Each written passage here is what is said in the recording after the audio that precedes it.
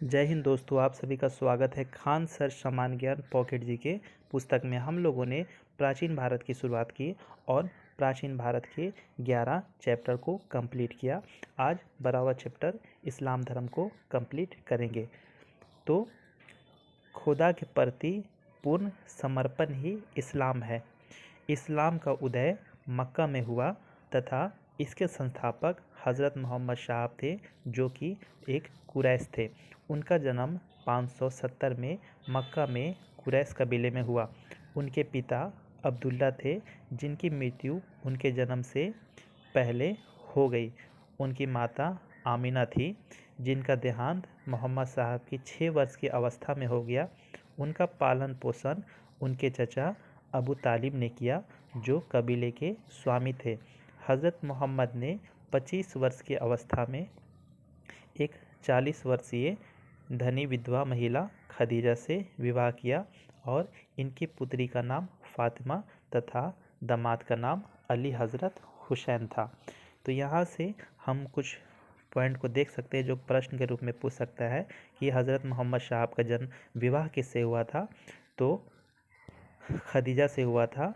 उनकी पुत्री का नाम क्या था? फातिमा था। उनके दामाद का नाम हुसैन था और उनके चचा अबू तालिब ने उनका लालन पोषण किया था।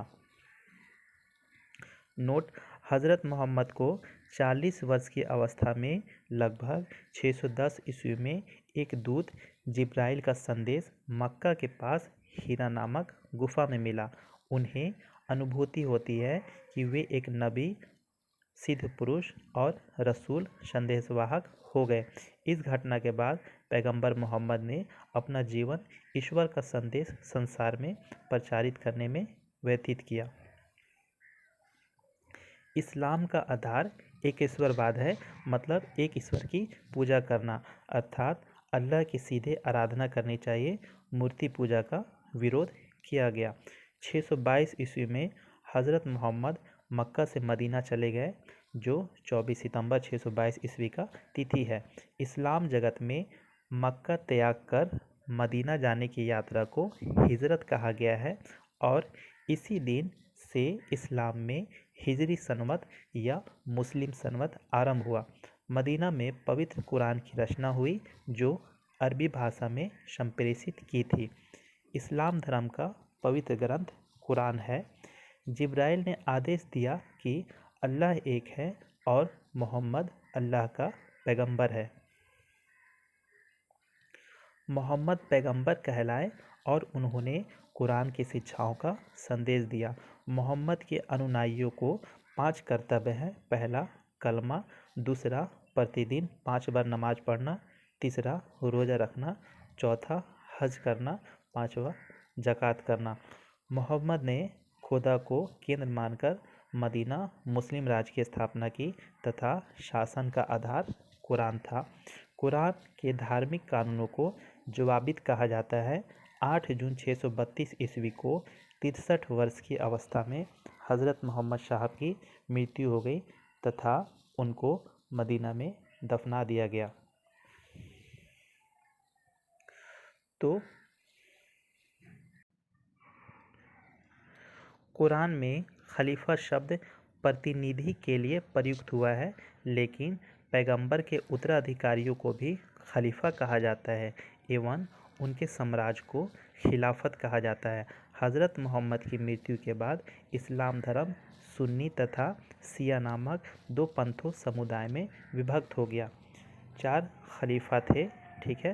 पहले अबू बकर, दूसरे अबू बकर जो थे वो सुन्नी थे, दूसरे उमर, ये भी सुन्नी थे, तीसरे उस्मान, ये भी सुन्नी थे और चौथे अली, ये शिया थे।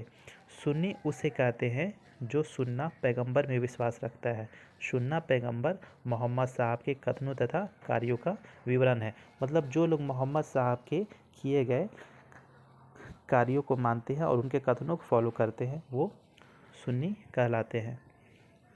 शिया जो अली की शिक्षाओं में विश्वास करते हैं तथा अली मोहम्मद सम्मत का न्यायसम्मत अधिकारी मानते हैं और अली मोहम्मद साहब के दामाद थे। अली के पुत्र हुसैन की हत्या 661 ईसा पूर्व में 661 ईस्वी में करबला इराक के मैदान में कर दी गई। इन हत्या ने शिया को निश्चित मत का रूप दे दिया। सर्वप्रथम पैगंबर साहब का जीवन चरित्र इब्न इशाक ने लिखा। पैगंबर साहब के जन्म पर ईद उल मिलादुल नबी मनाया जाता है। हलाकू ने 1258 ईस्वी में अब्बासी खलीफा की हत्या कर दी। हलाकू एक मंगोलियन नेता था। अब्बासी वंश इस्लाम का स्वर्ण काल था। 1924 में मुस्तफ़ा कमाल पाशा, जो तो तुर्की का शासक था, ने खलीफा के पद को समाप्त कर दिया। नमाज के दौरान मुस्लिम मक्का की ओर करके खड़े होते हैं। भारत से मक्का पश्चिम की ओर है, तो मक्का की दिशा को कबला कहा जाता है। तो हम लोगों ने इस्लाम धर्म के चैप्टर को इस पुस्तक से कंप्लीट किया। आपको ये वीडियो कैसा लगा आप कमेंट में ज़रूर बताएं। Thank you.